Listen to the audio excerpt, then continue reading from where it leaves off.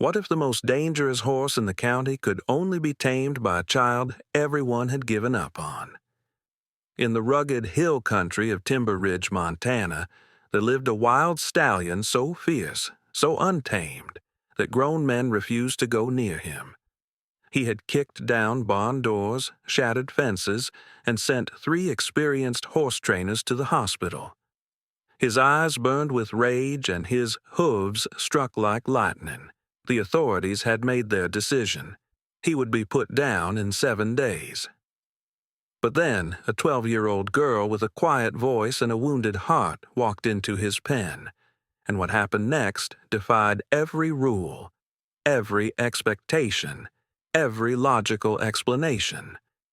This is a story about 2 broken souls who found each other in the darkest moment, about the kind of courage that doesn't shout but whispers, and about a bond that proved sometimes the wildest hearts understand each other best.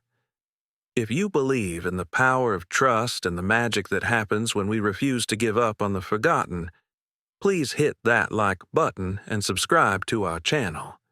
It truly helps us share more stories of hope and healing.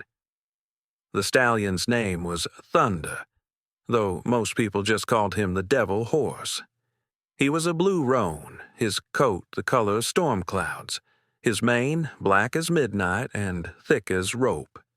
He stood 16 hands high, all muscle and fury, with a white blaze down his face that looked like a lightning strike frozen in time. He had been captured from the wild Montana mountains 2 months ago, part of a Bureau of Land Management roundup that had separated him from his herd, from everything he knew. They had brought him to the county rescue facility in Timber Ridge, a sprawling property of barns and pastures where they tried to gentle wild horses and find them homes. But Thunder would not be gentled. He would not be broken. From the moment they unloaded him from the trailer, he had fought. He had reared and struck at anyone who came close. He had bitten a handler's arm so badly the man needed 20 stitches. He had kicked through a metal gate, bending it like paper. The facility director, a weathered woman named Carol who had worked with difficult horses for 30 years, had never seen anything like him. "He's not mean," she told her staff, her voice heavy with sadness. "He's terrified. And terror in a 1,000-pound animal is more dangerous than any aggression. They tried everything. They tried patience and they tried firm boundaries. They tried working him in a round pen and they tried leaving him alone. Nothing worked. Thunder became more violent, not less. He stopped eating. He paced his pen until his hooves were bloody. His eyes, once bright with wildness, became hollow and haunted. The decision came down from the county supervisor. "This horse is a liability. He's dangerous to staff and he's suffering. We put him down next Friday." Carol fought it. She called rescue organizations and trainers from 3 states away. But no one wanted him. No one was willing to take the risk. Thunder had 7 days left to live. Across town, in a small gray house with peeling paint and a yard full of weeds, lived a girl named Molly Grant. She was 12 years old, thin as a willow branch, with tangled brown hair and eyes the color of honey. She wore the same faded jeans to school every day and a too-big sweatshirt that had belonged to her older brother before he died. Molly didn't talk much. Not anymore. Not since the accident. It had been 14 months since the car crash that killed her brother Danny and left her mother in a wheelchair. Her spine shattered, her spirit broken. Molly's father had left 6 months after that, unable to handle the grief, the medical bills, the weight of it all. Now it was just Molly and her mother in that small gray house, living on disability checks and food stamps and the charity of neighbors who brought casseroles they barely touched. Molly's mother spent her days staring at the television, her face empty, her hands folded in her lap. She had stopped brushing her hair. She had stopped asking Molly about school. She had stopped being a mother in any way that mattered. So Molly took care of herself. She made her own meals, walked herself to school, did her homework alone at the kitchen table. She had learned to be invisible, to need nothing, to expect nothing. At school, the other kids whispered about her brother's death, about her weird, quiet ways, about the fact that she wore the same clothes and never spoke and always ate lunch alone. The teachers pitied her, but didn't know how to help. So Molly drifted through her days like a ghost, present but not really there, breathing but not really alive. The only place she felt anything at all was at the county rescue facility. She had discovered it by accident 6 months ago, cutting through the property on her way home from school. She had seen the horses in the pastures, and something inside her, something she thought had died with Danny, had flickered back to life. She started going there every day after school. She would sit on the fence and watch the horses, not talking to anyone, just watching. The staff noticed her, but left her alone. She wasn't bothering anyone. She was just a sad, quiet kid who needed a place to be. Then, one Tuesday afternoon in late September, Molly heard the shouting. She was sitting on her usual spot on the fence when she heard men's voices raised in anger and fear, coming from the far barn. She jumped down and ran toward the sound, her heart pounding. A crowd had gathered around one of the isolation pens, the kind they used for the most difficult horses. Inside the pen was the blue roan stallion, Thunder. Molly had never seen him before. He was magnificent, terrifying and beautiful all at once. He was rearing up, his front hooves slashing the air, his eyes rolling wide. 2 men with ropes were trying to corner him, trying to get a halter on him, and he was fighting them with everything he had. "Get back," one of the men shouted at the crowd. "He's dangerous." Thunder lunged at the fence, his teeth bared, and everyone stumbled backward. Everyone except Molly. She stood perfectly still, her hands on the top rail, her eyes locked on the horse. She saw his heaving sides, his lathered coat. She saw the wild panic in his eyes. She saw the way he kept looking toward the mountains in the distance, toward freedom, toward home. And she understood. He wasn't mean. He wasn't a devil. He was just trapped, just like her. Carol, the facility director, noticed Molly standing there. She walked over, her face grim. "You need to step back, honey," she said gently. "This horse is not safe." "What's wrong with him?" Molly asked. It was the first time she had spoken to anyone at the facility in 6 months. Carol looked surprised. Then she sighed. "He's wild. We can't gentle him. He's going to be put down on Friday." Molly's stomach dropped. "You're going to kill him." "We don't have a choice," Carol said, her voice breaking slightly. "He's too dangerous. He's suffering. It's the kindest thing." Molly looked back at Thunder. He had stopped fighting. He stood in the corner of the pen, his head low, his sides heaving, utterly defeated. She felt something crack open inside her chest. "No," she whispered. Then louder, "No, you can't." "Honey," Carol began. "I can help him," Molly said. The words came out before she even knew she was going to say them. "Let me try." Carol stared at her. "You're a child." "I know horses," Molly lied. She had never touched a horse in her life.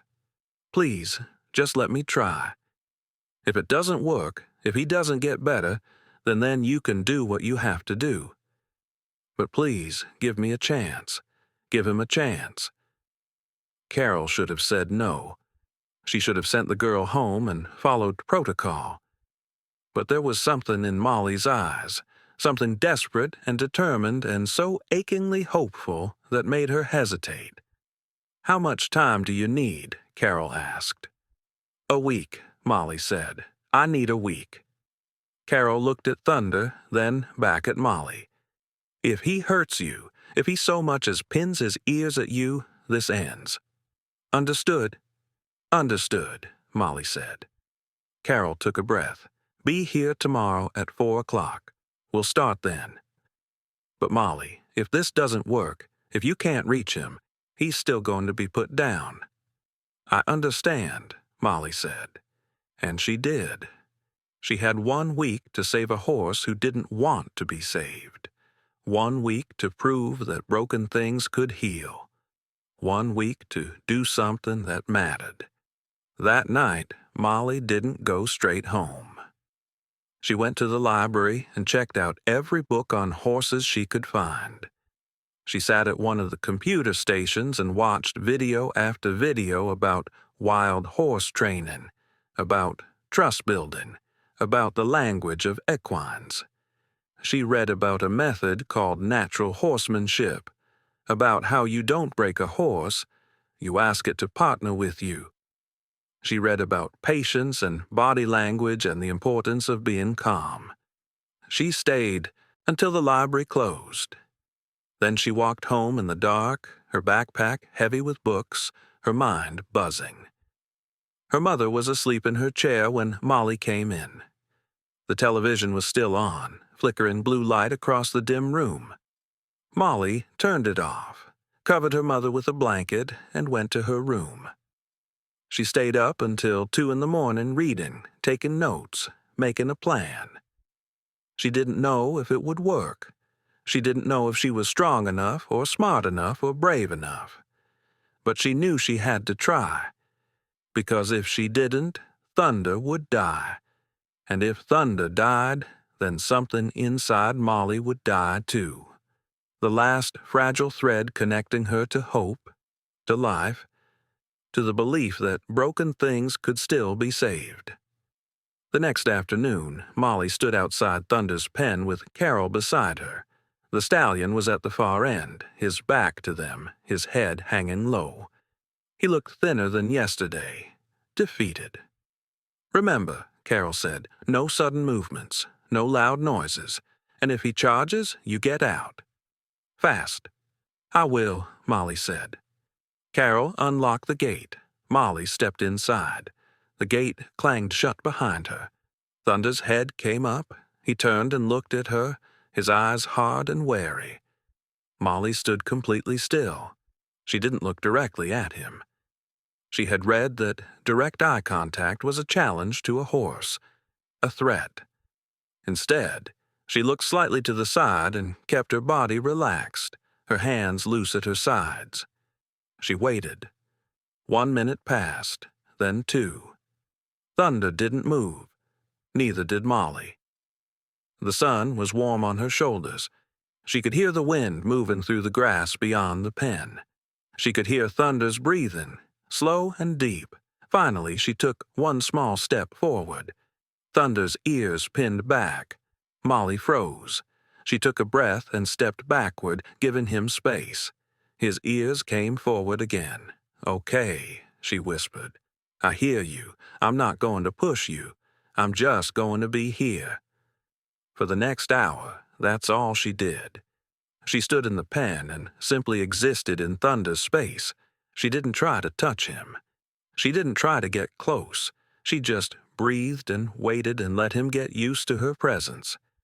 By the time Carol told her it was time to go, Thunder had shifted his position. He was no longer facing away.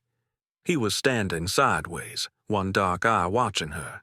It was progress. A small, almost invisible, but it was progress. The next day, Molly came back, and the day after that. Each day, she spent an hour in Thunder's pen, moving slowly, speaking softly, respecting his space. She learned to read his body language. When his ears went back, she moved away. When he licked his lips, a sign of thinking and processing, she waited. When he shifted his weight toward her, even slightly, she rewarded him by staying calm and still. She talked to him, not in baby talk or loud, cheerful tones, but in a quiet, steady voice. She told him about her brother Danny, about how he used to make her laugh, about how much she missed him. She told him about her mother and the accident and how lonely she was. She told him things she had never told another living soul. And Thunder listened. She could see it in the way his ears swiveled toward her voice, in the way his breathing slowed when she spoke. On the fourth day, something changed. Molly was sitting on the ground in the corner of the pen, her back against the fence, reading one of her library books aloud. It was a chapter about trust and how horses are prey animals, always watching for danger, always ready to run. She looked up and realized Thunder had moved closer. Not much, maybe 5 feet, but closer. Her heart jumped into her throat. She kept reading, her voice steady even though her hands were shaking. Thunder took another step, then another. Then he was standing right in front of her, his massive head lowered, his nostrils flaring as he smelled her. Molly kept reading. She didn't look up. She didn't reach out. She just let him investigate. Thunder sniffed her hair, her shoulder, her hands. His breath was warm and grassy. Then, slowly, carefully, he lowered his head and rested his muzzle on top of the book in her lap. Molly stopped reading. She stopped breathing. They stayed like that for a long moment, the wild stallion and the quiet girl, connected by the simplest, most profound gesture of trust. Outside the pen, Carol watched with tears streaming down her face.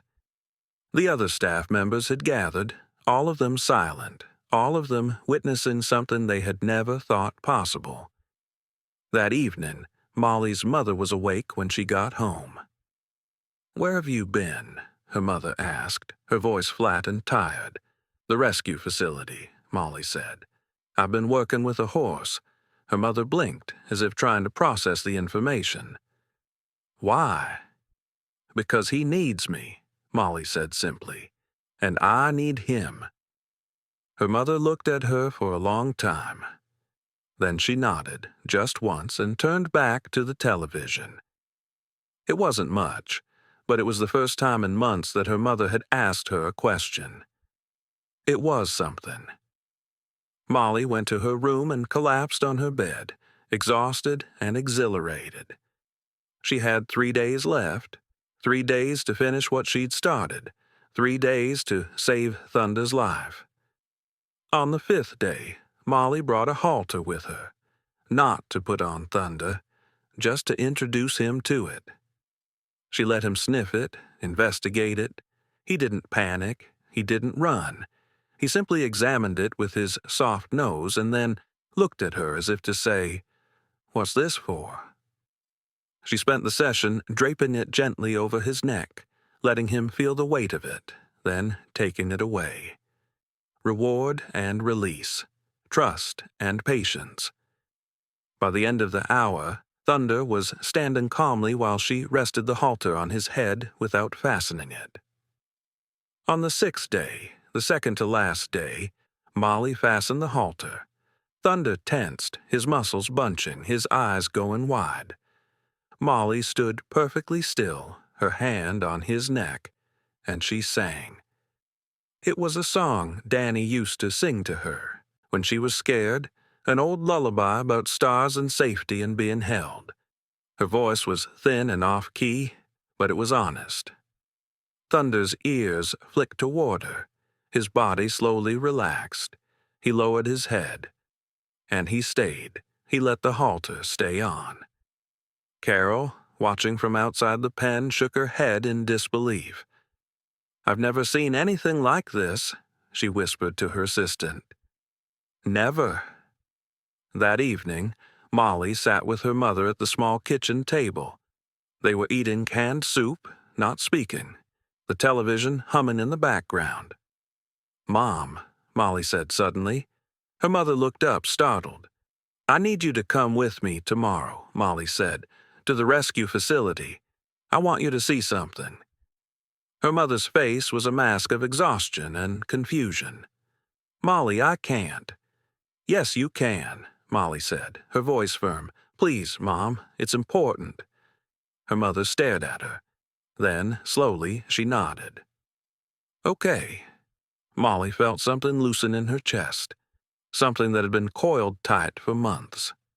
The 7th day arrived, the day Thunder was supposed to die. Molly woke before dawn, her stomach churning with fear and hope. She dressed carefully, putting on her cleanest jeans and Danny's sweatshirt, the one that still smelled faintly like him. She made breakfast for her mother and helped her into the wheelchair. Together, they made the slow journey to the rescue facility. Carol met them at the gate. She looked surprised to see Molly's mother but said nothing. She just nodded and led them to Thunder's pen. A small crowd had gathered.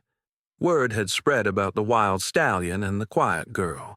People wanted to see if it was real, if it was possible. Thunder was standing in the center of the pen, the halter still on, waiting. When he saw Molly, his ears came forward. He walked to the fence. Molly's heart felt like it might burst. She opened the gate and stepped inside. Her mother wheeled herself as close to the fence as she could, her hands gripping the rails. Molly walked slowly to Thunder. She placed her hand on his neck, feeling the warmth of his coat, the steady thrum of his heartbeat. "Hey, boy," she whispered. "We made it. We made it to the last day." She turned to Carol, who was standing outside the pen with a clipboard. "He's ready," Molly said. "He's not dangerous anymore. He's not broken. He just needed someone to listen." Carol's eyes were wet. "I see that," she said quietly. "The county supervisor needs to see it too. He's here. He's watching." Molly swallowed hard. She looked at Thunder. Then she did something no one expected. She unclipped the lead rope from the halter. She stepped back, and she opened the gate. Thunder could have run. He could have bolted out of the pen, out of the facility, back toward the mountains and freedom. Everyone held their breath. But Thunder didn't run. He took one step toward the open gate. Then he stopped. He turned his head and looked at Molly, and he walked back to her. He pressed his forehead against her chest, a gesture of trust, of choice, of partnership. Molly wrapped her arms around his neck and buried her face in his mane. She was crying, and she didn't care who saw. The crowd erupted in applause. Carol was openly weeping. The county supervisor, a stern man in a suit, stood with his arms crossed, his face unreadable. Then he nodded. "The horse can stay," he said. "He's proven he can be handled. He can be rehabilitated. But only if the girl keeps working with him. Only if she's his handler." Molly looked up, her face streaked with tears. "I will," she said. "I promise." Carol walked over and placed her hand on Molly's shoulder. "There's something else," she said. "We've had several people call this week. They heard about what you've been doing.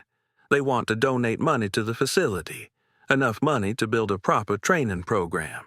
For kids who need horses the way Thunder needed you." Molly stared at her. "You mean I could keep coming here?" "Every day if you want," Carol said. "We could use someone like you, someone who understands." Molly looked at Thunder, at her mother watching from the fence, at the people gathered around with hope on their faces. She felt something she hadn't felt in 14 months. She felt needed. She felt alive. Over the next weeks and months, Molly became a fixture at the rescue facility. She worked with Thunder every single day, slowly teaching him to trust not just her, but other people too. She learned to lunge him, to lead him, to ride him. She discovered she had a gift a quiet patience and intuition that made even the most difficult horses respond to her. Other kids started coming to the facility, kids who were struggling, kids who were lost, kids like her. They worked with the horses, and the horses worked with them. Healing happened in both directions. Molly's mother started coming too. At first, she just sat in her wheelchair and watched. But then she started talking to the other parents, started helping with paperwork and fundraising. Slowly, painfully, she began to come back to life. One Saturday morning, 6 months after that last day in Thunder's pen, Molly was grooming him in the barn when her mother wheeled herself over. "Molly," her mother said. Her voice was stronger than it had been in a long time. "I'm proud of you." Molly stopped brushing. She turned and looked at her mother. Her mother's eyes were clear, focused, present. "You saved that horse," her mother said, "but I think he saved you too." Molly felt tears prick her eyes. She knelt down beside the wheelchair and hugged her mother, really hugged her, for the first time since the accident. "And maybe," Molly whispered, "maybe we're all saving each other." Thunder became something of a legend in Timber Ridge. The wild stallion who had been gentled by a child, the devil horse who became a therapy horse. News stations came to film him. Magazines wrote articles.